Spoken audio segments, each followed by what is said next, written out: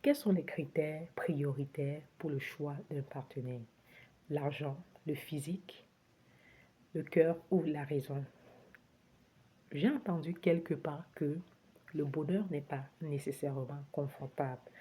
En effet, prétendre à une vie relativement stable et rechercher un partenaire qui gagne bien sa vie, cela me semble légitime.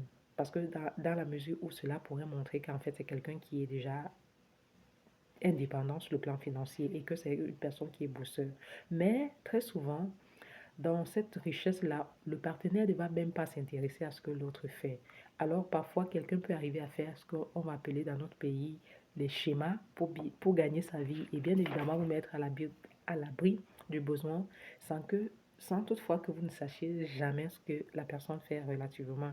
Alors, je pense sérieusement que ce critère argent soit la priorité ou encore soit la garantie d'une relation rechute serait absurde.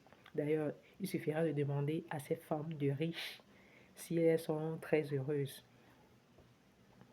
Je ne pense pas. D'ailleurs, j'ai reçu en consultation une dame qui m'a dit, docteur, je ne suis pas heureuse. Mon mari, il me donne tout, il est là, il me donne tout, mais je ne suis pas heureuse. Et ça, c'est après avoir fait une crise qu'on a posé un diagnostic psychotique. Et elle m'a dit, je pense même que c'est tout ça qui m'a fait, qui a occasionné ma crise, parce que je réfléchissais tellement par rapport à, il ne me prend jamais dans ses bras, depuis que les enfants sont arrivés, il ne m'a plus jamais dit je t'aime, il ne m'a plus jamais amené au restaurant, ça fait 15 ans que nous sommes mariés, et vraiment, c'est difficile parce que j'ai l'impression d'être comme une sœur dans sa vie. La vérité, c'est que l'argent ne remplacera jamais, jamais, alors jamais, ou n'achètera jamais l'amour.